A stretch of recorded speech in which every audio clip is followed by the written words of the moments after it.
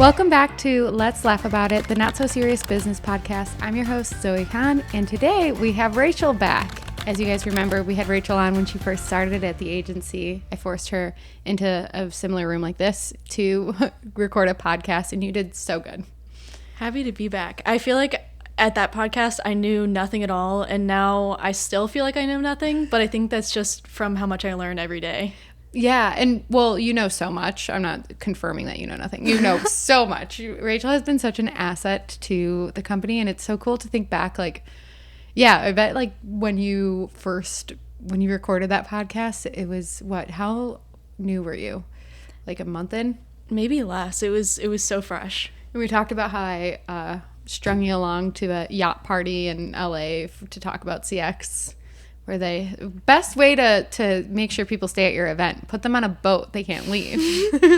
Right? I think we talked about that then, right? And we on or what was the podcast before that? I don't remember. I don't know. But it's been a lot. I think that those things, like going to those events, we've been to a few events, and just being thrown in the deep end of so many things, it's like definitely hard, but in a fun way. And that's what's led to like how I feel now of like every day I'm like, oh, there's so much to learn. But then when I look at the grand scheme of things, I learn so much every day. And it's just through like those events and being thrown in. Yeah. And Rachel's job she's really, really stepped into her role. And one of the topics we're going to talk about is the difference between customer service and customer experience. And I think this is a good time to talk about it because when we first start with customer experience in general, we start with the customer service and even like being in the career. I remember I was probably like 2 years in, and I saw like the different terms of like, and honestly people's like role titles of like what's like this person is a customer support manager and this person's a customer experience manager. Like what does that even mean? Mm-hmm. And I remember looking it up and like going into YouTube and being like, what's the difference? And like there's not a lot of like, well, I think no one has a defined answer because, and that's part of the, with our agency, when people ask what we do, I'm like, well, like anything, you know, we have a goal, and then to get there, it's like whatever you need. But I think it's the same, the difference between customer support and customer experience is like, there's no frame of how to do it, which is why I think so many people do it wrong. Mm-hmm. It's very open, and customer experience, it touches a lot of things. And I think that there's like part of the world where people are almost like ashamed to be like so connected to the support world that they just like call customer support customer experience. Mm-hmm. But we can actually like dive into that of like what, I guess I'll ask you first, what do you think the difference is if you had to put it into words? Yeah, I think customer support is just like showing up for your customer when they need you, whether it's like, you know, quality or not. And me writing in of like, where's my package? Customer service is going to be like, who answers me and who helps me find a resolution for my questions. And customer experience is more of just the whole journey. It's like, it touches fulfillment, you know, like if you package my order horribly and I receive it, I'm like, why did I pay $150 for this? And it's like, ugly, you know, or the packaging is beat up, or and it does touch customer support, because it's when I write in, I want someone like friendly that's actually solving my question and like not having a 15 back and forth email chain. And I think that it's just like all of those fun little aha moments on the website of like, I click around and I'm excited because you show me something that's going to match what I'm purchasing, or just like, I don't know, it's creating a seamless experience to where people are excited through the process. Yeah, that's really, really well said. And I think too, we talk about how the support is, when you think about support, it's a lot of reactive things. Mm-hmm. And it's like, to me, the support is like it is like the most important part of the experience, because you just must have good support to have a good experience. Because if somebody writes in and there's like companies out there that don't even read their emails and don't get back, or like they sell you something and they're like, well, you bought it and that's it. And you might not even, I think everyone has a story out there where they have written into a support email inbox and never gotten a reply, and they have to make a chargeback or whatever. But so like support is very, very important, and I think that it's like such a great place. But then it is all of the reactive stuff, and then your proactiveness and like the things that you are doing to create that seamless experience and like the whole picture. And now too, like getting more into like the marketing world, like your customers are customers before they even purchase. And so you even can think about like the experience of like, when do they first see your brand? Is it out in the wild? Is it an ad? Is it on an influencer social media? Like that actually is all part of the experience too, is like, how does your brand show up in the world? And then so it comes like even before they purchase all the way up until like, when are they going to repurchase, or when does that customer churn and you never see them again? I think it's so interesting. I was talking with a brand owner recently, and they're trying to get into affiliate marketing, and talking with them about like, and I think that it kind of like touches on all of these things, to where like with affiliates, you can't just say like, post about me, you know, and just push for it. And it's more about like, give them a why to post about you. And so it's like, you give your affiliates a good experience, and then they're going to like create, and that's what, like the experience for your customers starts there with like where they find out about you. And so I think that it's just like, I don't know, I think that customer experience kind of like comes down to like the morals of your brand and how you want to be perceived and interact and treat people. Yeah. But it really like is a part of everything. Yeah, and it's cool to bring that up too, because as we've talked about on other podcasts, we're expanding our services, and it's interesting to see the agency open up to just like experiences in general. And our tagline has always been like experiences that you're proud of, but it used to be specifically customer experience that you're proud of. And now when like talking about affiliates and influencers, it is an experience for them too, because it's not just give them a coupon code and hope that they post, but like what's the why would they post? Like, do they care about the brand? Do they feel connected to the brand? Do they have stories? And like, are they proud? And influencers especially, and consumers know now, like they can sniff an ad really far away when maybe it was a little bit easy to like hide behind it. And now like influencers are not influential if it's not like really, really actually something that they like and use and all of that. So you can see the sellouts. And if you don't have an experience with your influencers, it's just another like part of that experience. Yeah, I love that. And I think that it's been really interesting for me learning more and more about all the ways that you can connect with your customer.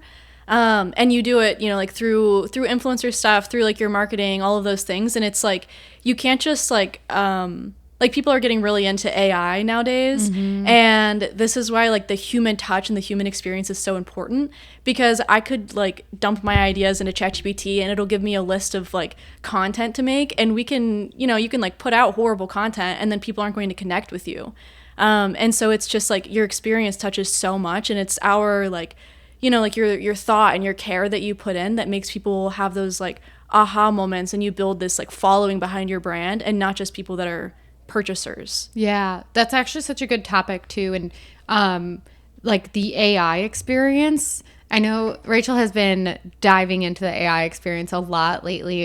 If we should talk about it, because there is a lot that can be like customers, or like AI could be customer service or customer experience. Like in your experience with diving into AI, have you seen that? Yeah, AI is so interesting. It's like, if we think on the agent level of like training a human to be a customer service agent is hard, because you have to like teach them brand voice and teach them about all the products and teach them all of these things and how to show up for your customers in a way that you want, in a way that matters to you. And with AI, it's like, I don't know, if I ask it to do something, it'll figure out 100 ways to not do that thing. And I definitely can't say don't do this thing, because then it'll find like 100 more ways to do it in its own way. And so it's very difficult with AI, especially in this like new age of having AI, I guess, like customer service agents, teaching the computer how to provide an experience rather than just like, here's the link, like I'm not going to answer any of your other questions, or like this email might be formatted weird but get over it, you know, or like just like teaching a computer how to follow the voice of how you want to talk it's challenging. Yeah, and I think there's AI that's done really, really well. And actually, I haven't seen an AI for like customer support done seamlessly. Like it's always really challenging to set up. But then there's like AI solutions that are more challenging than others. But one of the most frustrating parts for me and like getting it to give a good experience is that you can't like reprimand it. Yeah, no. Like, not that we need to like reprimand, but it like doesn't have feelings, so it doesn't like care if it's not doing a good job. And that's like, it's so hard to deal with. Yeah, and it's more than just like getting it to do a good job. It's making it be an effective tool. Because I could like hone in and get it to answer like 5 tickets a day really, really well. But in order for it to be effective, we want it to answer hundreds of tickets a day. And so you're balancing stats on the back end of like how many tickets is this agent closing, how many tickets is it responding to, like what's the quality of the tickets it's answering. And so you have to balance so many different things, like beyond what you would need to with an agent.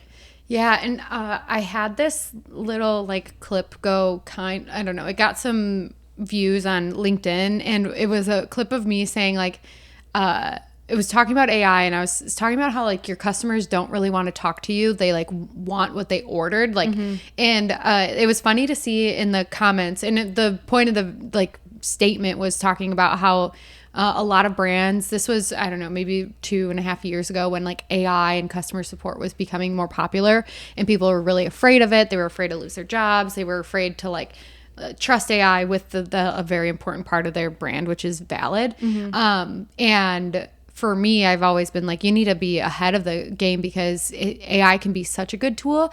And I wasn't trying to say like, you don't need humans or anything, but it's more so that like people just want their solution. Like a lot of times they don't, if it comes down to it, when you're like reaching out to customer support, you just want to make sure that you like get the answer you need or get the product that you ordered for like the quality that you ordered at. It wasn't like whatever, but the comments were kind of funny where they're like, I don't agree because like you need humans, blah, blah, blah. And it's funny to see some of that and not being able to like, I don't know, they like miss the message.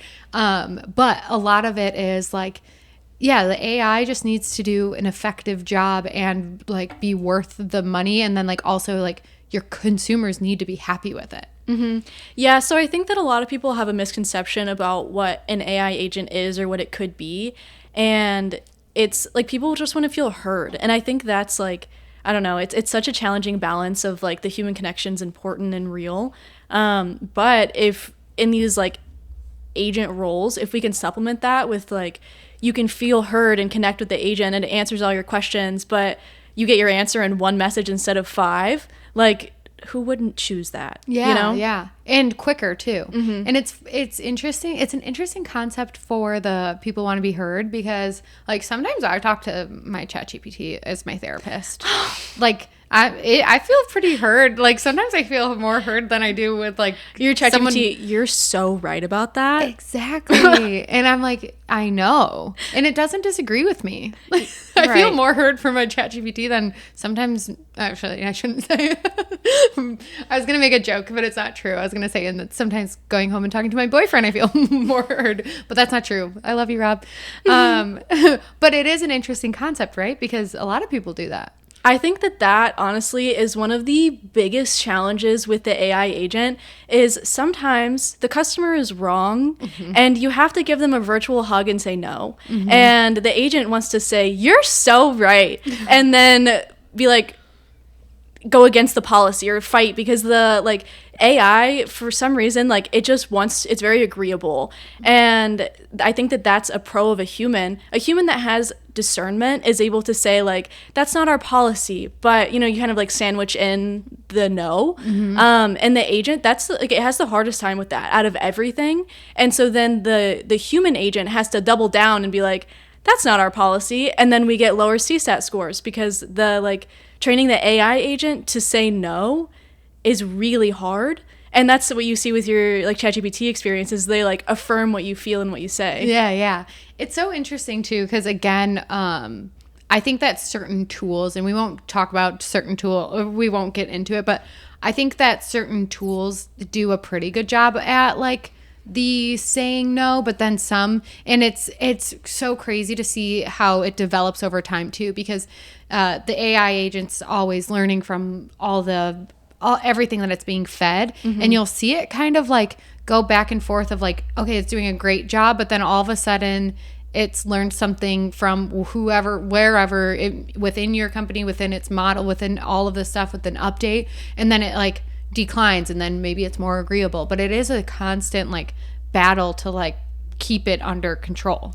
Yeah, it's interesting seeing the agent move closer to that, because I've seen a few email threads to where it'll be like, you're so right, like that is wrong, or that product is damaged. And then the customer's like, okay, well, what are you going to do about it? And then the agent will say, well, our policy says, oh, God. And then tell them no. Yeah. And so that's like so frustrating. But then in the back end, you have to use specific language of, instead of saying like, when a customer reaches out saying that because their bag is damaged, you have to say like, when a customer reaches out and their opinion is that their bag is damaged. Yeah. And so like, I think that as a human, we have to learn so much about the like appropriate language to use in order for the AI to like understand what we're saying, you know? Because if I say like, if they reach out and their item is damaged, then like, even if it's not damaged and our policy says no, it's like, I've told them, like, they reached out, they said it's damaged, you know?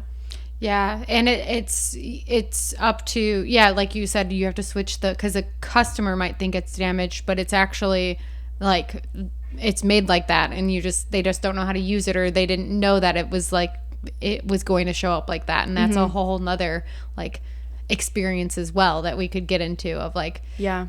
Then that was one of the same like clip that I referred to before, is that people have the expectations of, and sometimes I think that using AI forces us to create these better expectations up front, because the humans can make those clarifications, but it's like a consumer shouldn't have ever had to like reach out. Like, we should hold our like expectations on our website and the way we present our products so that there's less questions. And it's really hard to do. Like, everything we say is not like, I don't know, it's easier said than done, of course.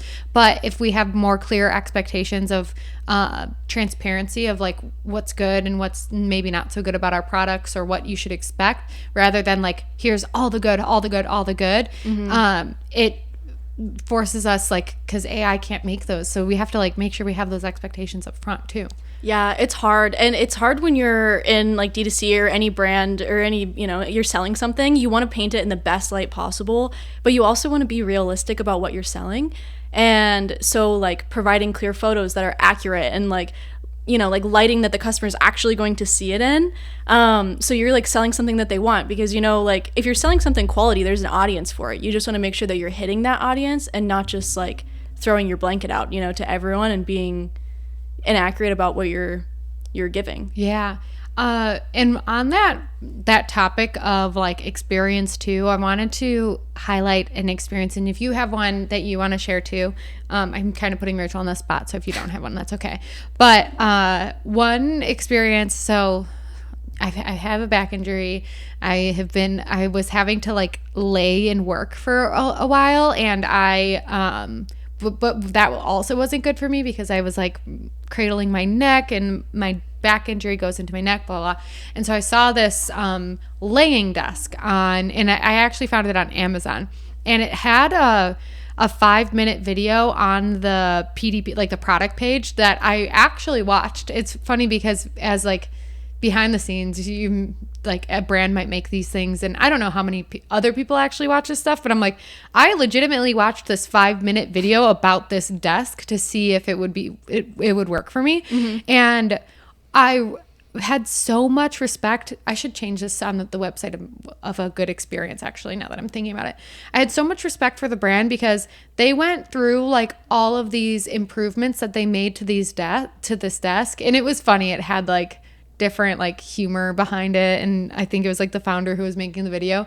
But then at the end they go, but now we're going to go through all of the things that are bad about the desk that we like had to compromise to like make these good things. So it was like they started talking about how like the arm is longer so that you have more space. However, it's more wobbly. So like you don't want to put too much pressure on it or else it'll fall over. And if you wanted a longer arm, and it set all these expectations for me so that like once I got the product, it wasn't a surprise to me that it has some negative. It's not perfect, but I knew it wasn't perfect, and I ordered it knowing that. So I'm like wondering, like, there's two things. Like, one, I watched the video and I understood, but two, if a consumer buys that, and even if they don't reference or they didn't watch the video, the brand can go back and like reference that and say like, we try our best to like make sure everyone knows this, you know. And I had so much respect for the transparency,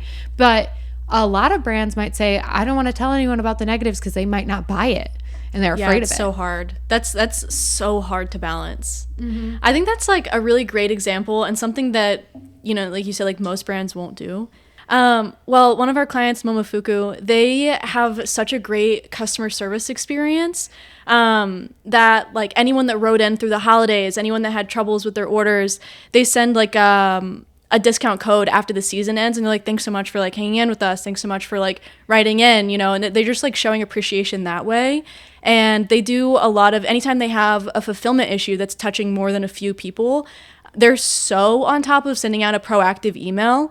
And just like all of these small things that like it gives our agents on the inside a better experience because they're getting less angry customers writing in and being like, where is my order? Like, why did this happen? And instead they get ahead of these issues and they're really on top of like tracking trends. And just like, I just think that on that side, I'm really impressed with the way they handle all of those things and how they really, really care for their customers beyond just like selling and making an order. Yeah, Gianna, shout out to Gianna. She is so, so great. Gianna is such a great leader, and I feel really happy that she like trusts us with our CX because since she has such high standards, it's like it's just great to be trusted by her. Yeah, she's definitely, I would say, one of my like role models in the space. It's so difficult, like you said, to see someone that like maintains being really empathetic for the consumer and doing things that's best for them and continuing to do these proactive measures. And then every time we're on a call with her, I always feel so comfortable, and like she's just such like a casual, warm presence while being amazing at her job. So yeah, I love working with them. The other day we were talking about, again, I referenced this I think in the last 2 episodes or podcasts that we redid the website, and so we did our new bios, and we were just talking about one of the prompts was that Cameron, thank you Cameron, came up with was what's the best, what was it, the CX one? What was the best, or what's your favorite CX experience or something? Oh yeah, I haven't decided. You still haven't turned your, by the time this comes out, you'll be able to see Rachel's best CX experience or whatever. But you still haven't decided? No. It was funny. We were all talking about it and we were like, it's incredible how we're like in the space, but it's still hard to like even think of like, and I think our standards are really high too. But when I was like trying to give Rachel examples, people were like, oh, I'll take that one. I'll take that one. I'll take that one. But maybe you can take the Lenovo desk one. I want to have a great experience of my own to put on there. I I definitely do have great experiences. I just need to think of one. There are so many brands that do not provide a good experience, and I think those like unfortunately stand out more, you know? Yeah. And that's what's hard. And Sneak Peek will have another topic of like how much it costs to have a bad experience.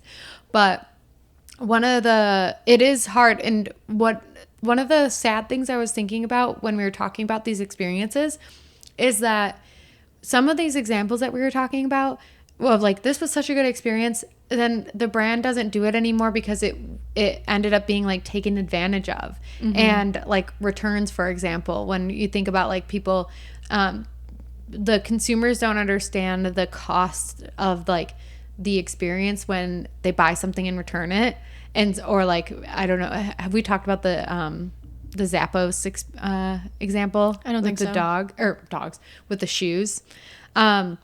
Zappos used to do free returns, like lifelong returns. And I actually spoke at a returns conference, and I spoke right after the Zappos people, and they were talking about how like that was a huge thing, and their brand was talked about so much that you can like they want to make sure that they have happy consumers, and that if this happens, then they can return it at any time. But it was killing their, because everybody was doing it. And so some of these examples that we were talking about, I think we were talking about like an apparel brand where you used to be able to like get new leggings because like they were so proud of their quality, and then it gets taken away because of it being like taken advantage of.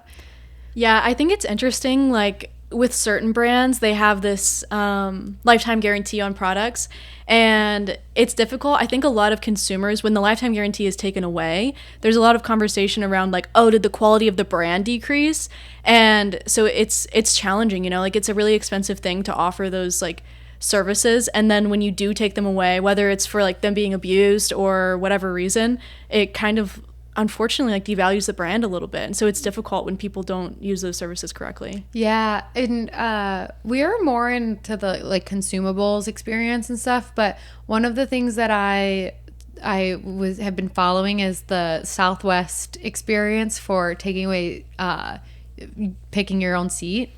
And my mom was actually telling me that on the first day that they took it away, they did like a collab with Subway. Did you hear about this? No. Where the middle seat, if you like posted a picture where you got like stuck in the middle seat, because usually you could like, if you check in early, you could like pick your seat, and then you're less likely to end up with the middle seat.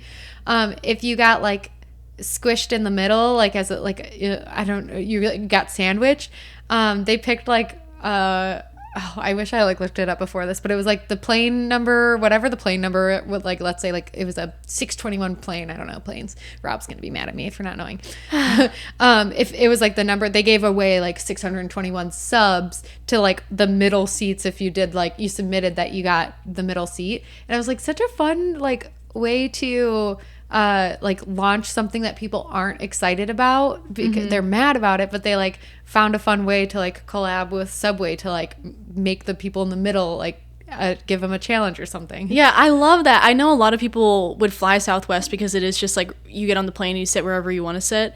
Honestly, that's one of the reasons why I didn't like flying Southwest is because just like the stress of not knowing what's going to be there when I get on.